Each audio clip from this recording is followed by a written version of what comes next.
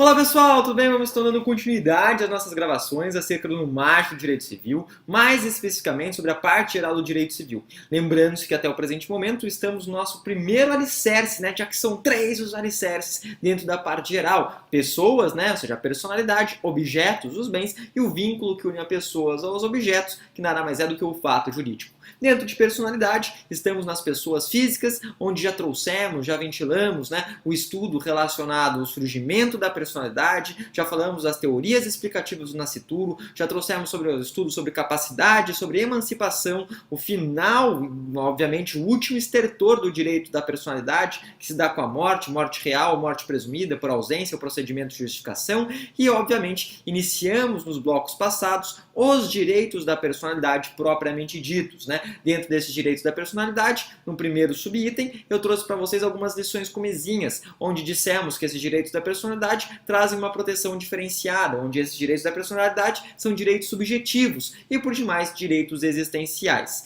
E no segundo subitem, ventilamos algumas das características desses direitos da personalidade. Características essas, obviamente, que se extraem da ideia dos direitos fundamentais. Então falamos que são direitos inatos, falamos que são direitos vitalícios, direitos por demais absolutos, composição erga omnes, falamos de igual maneira que eles são extrapatrimoniais, por isso imprescritíveis e impenhoráveis, e ainda falamos da sua irrenunciabilidade, da sua intransmissibilidade e trouxemos alguns temperos sobre a indisponibilidade. A partir de agora, e nessa proposta mais leve, nessa proposta mais despacito, Luiz Fonsi, falaremos sobre a tutela, tutela jurídica dos direitos da personalidade. Essa tutela prevista no artigo 12 do Código Civil. Então, mais leve, mais sereno, mais calmo, terceiro subitem nos direitos da personalidade. Terceiro subitem. Qual que é o terceiro? Tutela jurídica dos direitos da personalidade. Mais uma vez, tutela jurídica dos direitos da personalidade. E só para ficar 3, tutela jurídica dos direitos da personalidade. Prof, e por que 3? Porque é Harry, Rony e Hermione,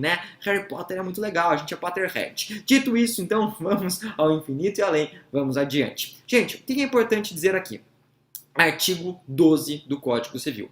Primeiro detalhe, gente. O Código de 16, ele sempre se baseava, sempre, na verdade, observava um binômio. O binômio era lesão-sanção, ou seja, lesou o direito da personalidade, lembrando-se que esses direitos da personalidade são direitos subjetivos, admitem lesão, admitem ofensa. Então, sendo esses direitos lesados, por serem subjetivos, necessariamente surgiu uma sanção. Era uma ideia de toda ação tem sua consequência, Era uma ideia das leis de Newton, Não importa que ação-consequência, tu te torna eternamente responsáveis por aquilo que ativas, Como diria o Pequeno Príncipe, ou seja, a obra aí de Espirreux, ou seja, francês. De qualquer maneira, lesou, sanção, lesou, sanção. Essa era a proposta, essa era a vibe do Código 16. Acontece, gente, que com o perfazer do tempo se observou o seguinte: muitas vezes as pessoas não queriam nem que a lesão ocorresse. Elas não querem a reparação, elas não querem que a lesão se efetive,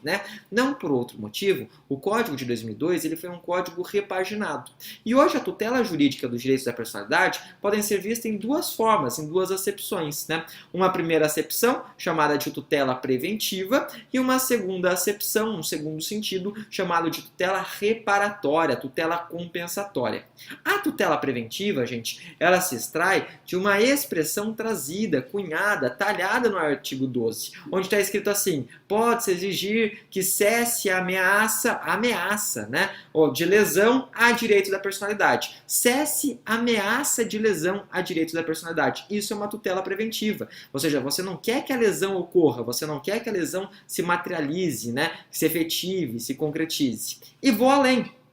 A tutela reparatória, compensatória, dá na segunda parte desse artigo 12, onde está escrito, e reclamar perdas e danos. Perdas e danos é justamente a indenização, Essa indenização que acontece por danos morais. Sabemos que a responsabilidade civil vai ser verticalizada, obviamente, em um bloco próprio, na parte onde nós vamos tracejar somente responsabilidade civil. Mas sabemos, que essa responsabilidade, essa perdas e danos aí que vão ser reparadas, esses prejuízos advindos da lesão, né? Ou seja, o principal norte são os danos morais. De qualquer maneira, vamos então falar tanto de uma tutela quanto da outra. Vamos então esboçar tanto a tutela preventiva quanto a tutela reparatória.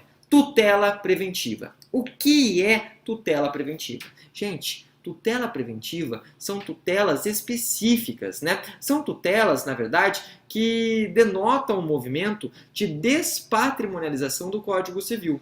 E isso, né, esse movimento de despatrimonialização do Código Civil, ele ganha muita força, né? Muita força a gente pode observar até mesmo nas eventuais reparações que o judiciário tem ocorrido. O judiciário, né, nas hipóteses onde há lesão a direitos da personalidade, ele tem dado cada vez mais, né, decisões com menores valores, justamente para não estimular esse tipo de ação, justamente para evitar, né, ou seja, grande quantidade de demanda afogando o judiciário buscando reparação por danos morais. Então, o movimento de despatrimonialização, ele surge justamente com o Código Civil de 2002, né?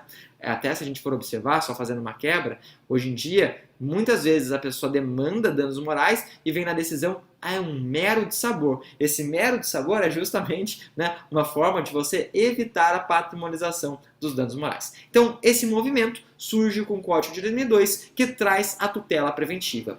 A tutela preventiva, então, ela torna-se a primeira ratio, a primeira medida.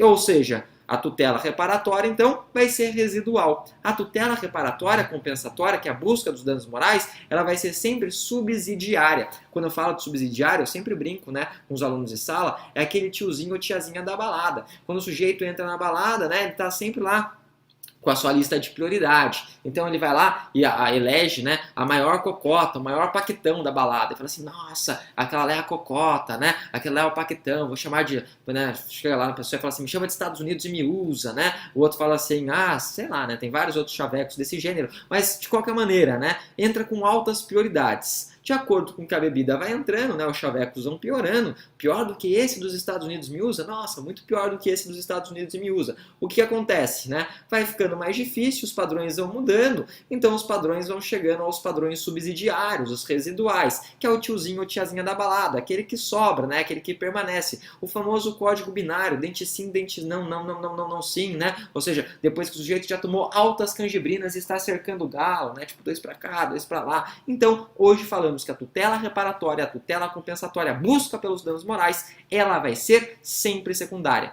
Começa com a tutela preventiva, né, que traz o quê? Traz, obviamente, medidas específicas. E quais são essas medidas específicas, né? O que seriam, na verdade, essas medidas? São medidas aptas, né, que a gente pode falar, a um provimento judicial adequado para a solução, né, de determinados casos em concretos que possam descortinar. E aí, a gente sabe que o CPC, ele traz alguns exemplos, né? Ele traz aí um rol, que a gente pode falar, que é um rol exemplificativo, né? Esse rol exemplificativo, ele fala, por exemplo, da inibitória, né? E o enunciado 140, ele vai além, ele traz outros exemplos aí, né?